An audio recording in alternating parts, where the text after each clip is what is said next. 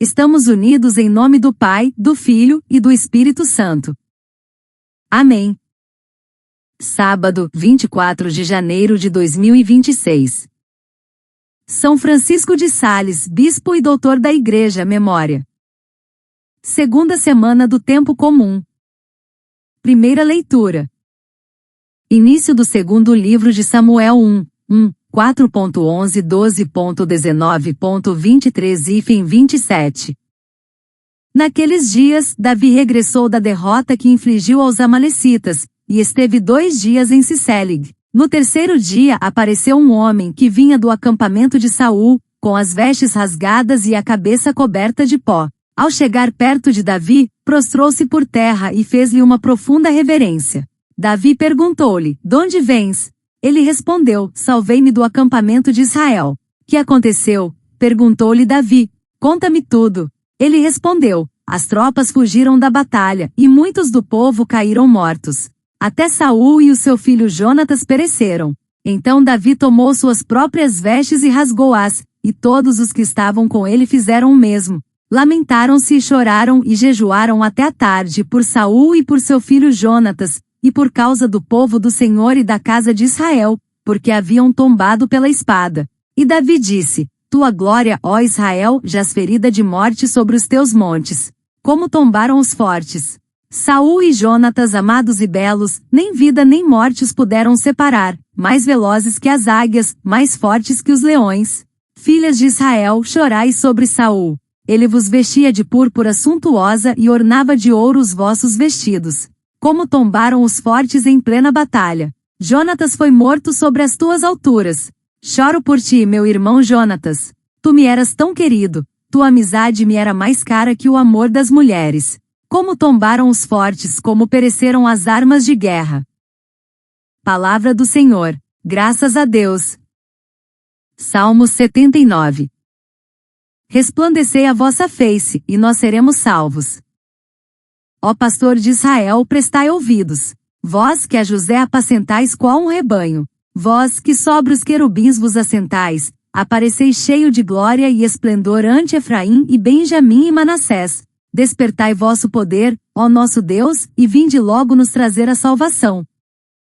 Até quando, ó Senhor, vos irritais apesar da oração do vosso povo? Vós nos deixes a comer o pão das lágrimas, e a beber destes um pranto copioso. Para os vizinhos somos causa de contenda, de zombaria para os nossos inimigos.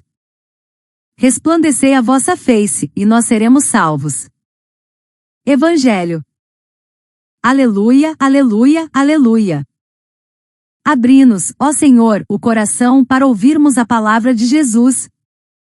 Proclamação do Evangelho de Jesus Cristo segundo Marcos 3, 20 e 21. Glória a vós, Senhor. Naquele tempo, Jesus voltou para casa com os discípulos. E de novo se reuniu tanta gente que eles nem sequer podiam comer. Quando souberam disso, os parentes de Jesus saíram para agarrá-lo porque diziam que estava fora de si. Palavra da salvação. Glória a vós, Senhor.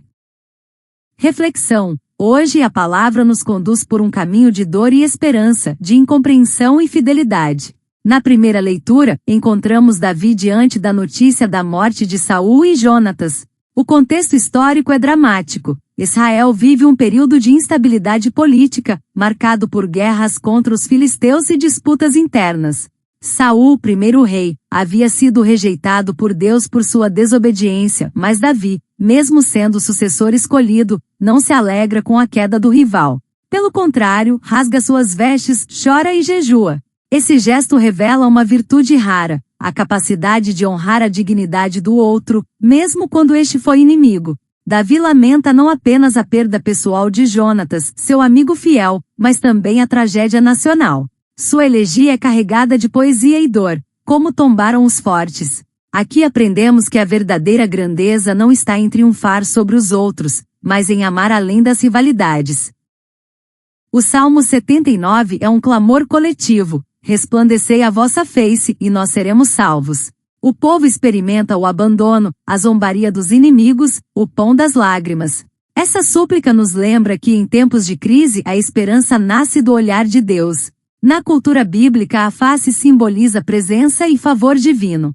Quando Deus resplandece, a vida se renova. Quantas vezes em nossa realidade também nos sentimos cercados por derrotas, violência urbana, famílias desestruturadas, polarizações sociais. Como Israel, somos chamados a voltar o coração para Deus, pedindo que sua luz dissipe as sombras. No Evangelho, vemos Jesus cercado pela multidão a ponto de não poder comer. Seus parentes preocupados dizem: está fora de si. O contexto cultural ajuda a entender. No mundo judaico, a família era núcleo de honra e estabilidade. Qualquer comportamento que fugisse ao padrão podia ser visto como desonra. Mas Cristo rompe esquemas. Sua missão é tão urgente que não cabe nas expectativas humanas. Ele não está louco, está tomado pelo zelo do amor que não se mede. Aqui está a profundidade. Seguir Jesus é aceitar ser incompreendido, até pelos mais próximos. A atitude de Davi diante da morte de Saul e Jonatas revela uma espiritualidade profundamente enraizada na reverência ao desígnio divino. Santo Agostinho, comentando a humildade diante da vontade de Deus, afirma: a verdadeira grandeza não consiste em dominar, mas em servir na caridade. Davi não se alegra com a queda do inimigo, mas chora, porque compreende que a história pertence a Deus. Essa visão é retomada pelo magistério. A paz é fruto da justiça e efeito da caridade, Catecismo da Igreja Católica, mostrando que a reconciliação é caminho para a santidade. No Evangelho, a incompreensão dos parentes de Jesus antecipa a cruz. Seguir Cristo implica aceitar a lógica do amor que supera a razão humana. São João Crisóstomo nos recorda: quem ama Cristo não se perturba com a opinião dos homens, pois sua força está na verdade. São Francisco de Sales, cuja memória celebramos hoje, ensina: nada é tão forte quanto a mansidão, nada tão amável quanto a simplicidade. Ele nos ensina que a santidade se vive no cotidiano, com paciência e caridade, mesmo quando o mundo não entende nossa fé. A liturgia nos insere nessa pedagogia divina: honrar a dignidade do outro mesmo em meio à dor, e permanecer fiéis à missão, mesmo quando somos incompreendidos. Assim, a vida cristã é um equilíbrio entre contemplação e ação, como recorda São Gregório Magno. A ação deve nascer da contemplação, pois só quem permanece com Cristo pode transformar o mundo com mansidão e coragem. Irmãos e irmãs, em nossa vida, quantas vezes somos julgados por escolher a justiça, a honestidade, a oração? No trabalho, podem nos chamar de radicais, na família, de exagerados. Mas o Evangelho nos convida a permanecer firmes com mansidão e coragem. Como Davi, honremos a dignidade do outro mesmo em tempos de conflito. Como Jesus, não deixemos que a incompreensão nos desanime.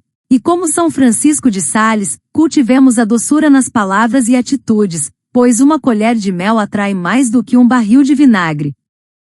A frase de São Francisco de Sales, uma colher de mel atrai mais do que um barril de vinagre, é uma metáfora que expressa a força da mansidão e da caridade na vida cristã. O mel simboliza a doçura, a paciência e a bondade, virtudes que conquistam corações e abrem caminhos para a reconciliação. Já o vinagre representa a aspereza, a dureza e a crítica severa que afastam e ferem. Na prática, isso significa que para corrigir, evangelizar ou lidar com conflitos, a atitude amorosa e serena é muito mais eficaz do que a agressividade ou a imposição. Essa sabedoria é profundamente evangélica. Jesus nos ensina que a mansidão é força transformadora, Mateus 11,29, e São Paulo recorda que a caridade é paciente, é benigna, 1 Coríntios 13,4. Assim no cotidiano, seja no diálogo familiar, no ambiente de trabalho ou nas redes sociais, escolher palavras doces e gestos de compreensão é um caminho concreto para viver o Evangelho e atrair os outros para Cristo. Será que eu tenho coragem de viver minha fé mesmo quando sou incompreendido? Tenho honrado a dignidade dos outros, mesmo em meio às diferenças? A grandeza cristã está na mansidão que ama e na fidelidade que persevera. Hoje, diante de qualquer crítica ou incompreensão, escolha responder com serenidade e oração. E faça um gesto concreto de reconciliação ou mansidão, uma palavra de paz, um pedido de desculpas, um silêncio que constrói. Oremos. Senhor, Deus da vida e da paz, hoje me coloco diante de Ti com o coração marcado pelas dores do mundo e pelas minhas próprias fragilidades. Ensina-me como ensinaste a Davi a não me alegrar com a queda do outro, mas a chorar com quem sofre, a respeitar a dignidade de cada pessoa, mesmo quando há diferenças ou conflitos. Dá-me a coragem de escolher a mansidão quando tudo em mim clama por vingança ou respostas duras. Que eu confie na tua justiça e não na minha impaciência, lembrando que a verdadeira vitória é amar quando tudo parece convidar ao ódio. Senhor Jesus, que foste incompreendido até pelos mais próximos, ajuda-me a permanecer fiel quando minha fé parecer loucura aos olhos do mundo. No meio da correria das redes sociais que inflamam discussões, das notícias que geram medo, ensina-me a subir ao monte da oração, desligando por alguns minutos as vozes do mundo para ouvir a tua voz. Dá-me um coração disponível para a missão, que eu seja presença de paz no trânsito caótico, no ambiente de trabalho competitivo, na família onde às vezes falta diálogo. Que minhas palavras sejam sementes de reconciliação e não de divisão.